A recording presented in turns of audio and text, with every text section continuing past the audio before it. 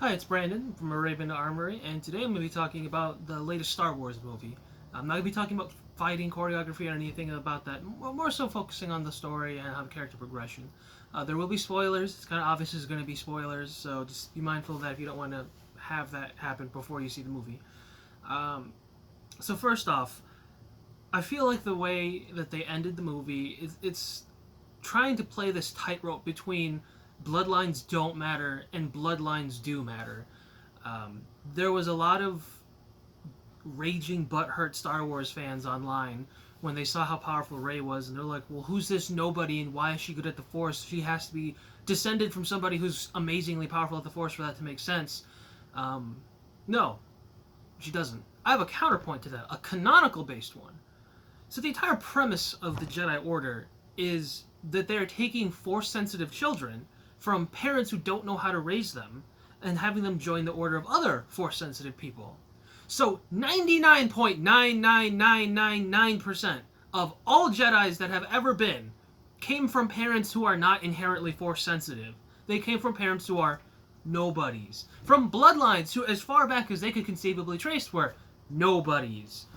So you don't need to justify anyone for being Force powerful because they're parents, because they're bloodline. No one has asked that for like any other Star Wars character. No one has asked, why is Plo Koon so good at the Force? No one goes, oh, why is Qui-Gon Jinn good at the Force? Who's his dad? Nobody has asked that. Because it doesn't matter. Because that's not how the Force works.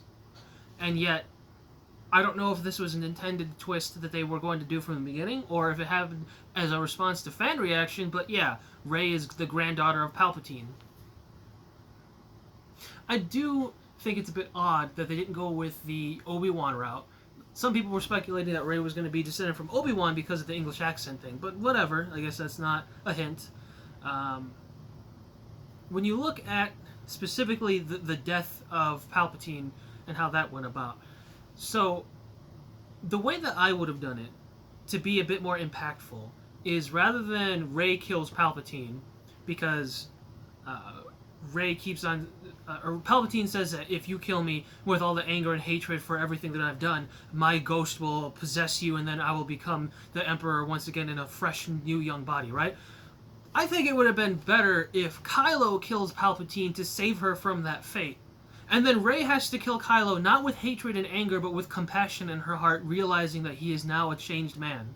And that further reflects the same sacrifice that Anakin made to defeat Palpatine, to give his own life to ensure that the greater evil is done for forever.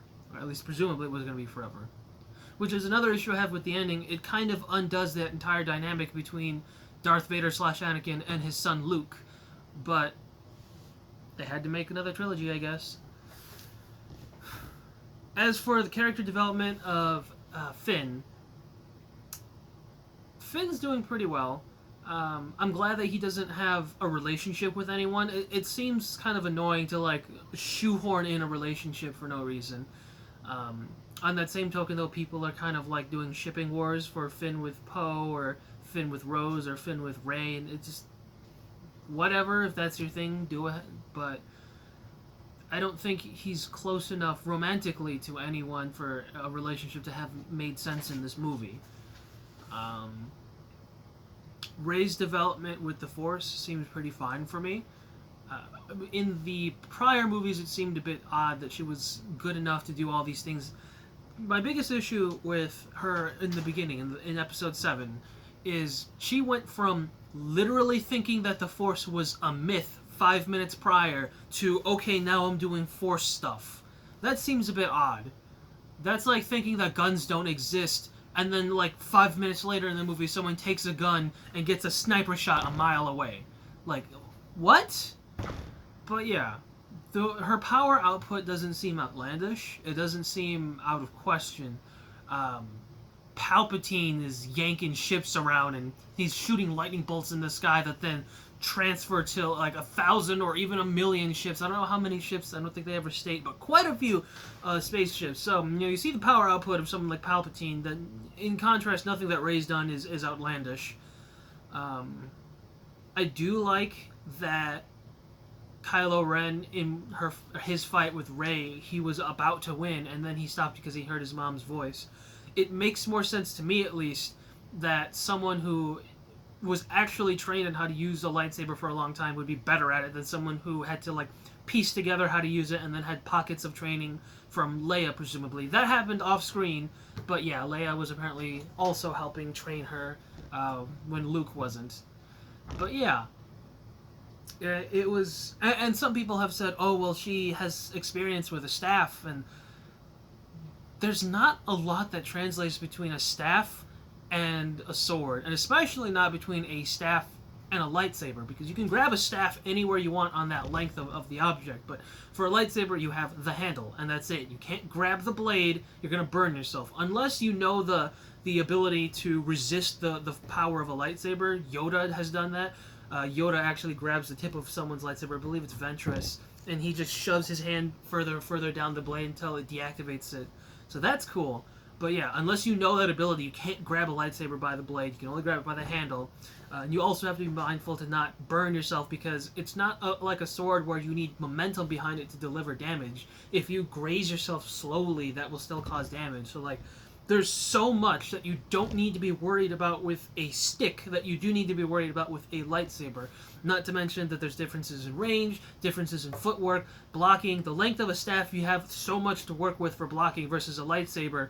You have the handle and then what's the blade up, or if you hold it the other direction, handle and the blade going down. You don't have that massive amount of length to block with. So yeah, she probably should lose lightsaber duels, just straight up duels.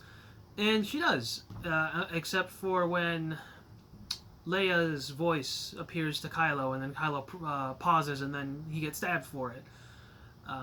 Going into how she has the ability to heal people and fun with that, sure, that's a Force ability. I'm pretty sure it's kind of implied for a lot of experienced Force wielders that at some point you're going to learn to heal, whether you learn by healing yourself or by healing someone else, that it's a thing that can be done and should be done. There's something that was, I guess, intended to be poetic, for she heals him, then he heals her, then he dies, and there's a dichotomy in the Force, and then her absorbing him in some level. I think that's what they were getting at, because at the end she says her last name is Skywalker, even though she has no bloodline from Skywalker. Well, she had a Force dichotomy with the soul of someone who was a Skywalker, so, okay. Again, going into that balancing act of, do bloodlines matter or not? Let's appease all the fans, but not really appease any of them. But bloodlines should not really inherently matter for Force ability, but for plot reasons, I suppose yes. Because the entirety of Star Wars is meant to be the legacy of the Skywalker family and all the nonsense that comes with them, generation after generation, how their actions are inherently tied to the fate of the entire galaxy around them. So I think it would have been a more interesting ending if Kylo survived, Rey survived, and then they decide to get rid of both the Jedi and the Sith and focus on the Force in itself, to create something new and something better than either. I know a lot of people will be like, you mean the Grey Jedi? Okay, stop. There's no such thing as a Grey Jedi. Period. The word Jedi refers to light side. You cannot be gray light side. That's like saying I'm a gray vegan. Sometimes I eat meat. Well, then that means that I'm not vegan, doesn't it? There are gray Force wielders. That is a more accurate term. Don't use Force being, because then that goes into that Clone Wars 3D cartoon where there's the father and the two kids, and they're like living beings made of the Force. That's not what anything else is. So, yeah, they are Force wielders or Force users that are gray, that are not Jedi or Sith, so don't call them Gray Jedi. But tying to that, so it's canonical, at least in what Disney allows to continue to be canon, because they dumped most of the extended universe, but the Clone Wars cartoon is considered canon. It's easier for Sith to manifest as a Force ghost, because their anger and arrogance permits their consciousness on some level to be tied to the real world. But the downside is that they cannot fully interact with the world, that most of the threats or attacks that they can try and performing are just illusions in your head. And if you're thinking that you're dead in your head, that's essentially what kills you. Yoda goes on a sort of vision quest as he's trained by strange other Force beings to become a gray Force wielder so that he can retain his consciousness after he dies. I don't like the idea that they kind of pushed for, where the cumulative all of the Jedi and all of their voices are in Rey. That doesn't line up with canon. That doesn't line up because only specific people should be capable of that. Less than 1% of 1% of 1% of 1% of Jedi will have ever walked that gray path, left the Jedi teachings, and become capable of that. That would be Qui-Gon Jinn, because he canonically had a lot of issues with the Jedi Order and was constantly butting heads with the Council. That would have been Yoda, because you witness his vision quest when he does it. Anakin is implied to be inherently part Force being. There was this other thing where he's not necessarily made by the Force, but he was like a Sith Lord, tried to make him. But yeah, the extended universe, like I said, they dumped most of that. So that goes back to, well, he's born, I guess, really from the Force from one side, so he's half Force being. So it makes sense that he could retain his consciousness and individuality after death. Luke and Leia... Luke was too obsessed with the Jedi and the concept of this dichotomy. He had a deeper understanding of the Force than most Jedi ever did. That's true. But when Yoda has to explain to him that none of the stuff matters, that Rey's going to be fine, that the ways of the Jedi old are irrelevant, I guess maybe that would have been why Luke is able to retain himself as a Force ghost. Looking on the matter of Luke, though, so he has these books in the seventh movie, I'm pretty sure, and then the sacred texts, they all burn, and he doesn't have them anymore, and they can't be passed on to future generations. But then they kind of retcon that, and Rey is like, oh, I have this collection of leather-bound journals written by Luke, or possessed by Luke, even if he didn't write them himself. So then you didn't burn the sacred texts. What was the point of that scene earlier? Were they just hidden in a different building or something? And she pulls them from behind a stone brick-looking thing, so I don't know if that's where they always were, or if she moved them there after having left, or what because that's not really explained. But like I said, you're kind of undoing what your previous scenes were in the other movies, because, oh, the sacred texts are perfectly fine, at least the ones that we need. So convenient! I don't hate the new Star Wars. I think that's a bit excessive. I think this was the best out of the new trilogy, by far. I don't like it as much as the outside Star Wars movies. But yeah, it was an okay ending. I think the ending is part of what redeems most of this new trilogy. So these are just my thoughts, and I'd like to hear what you think. Have a good night.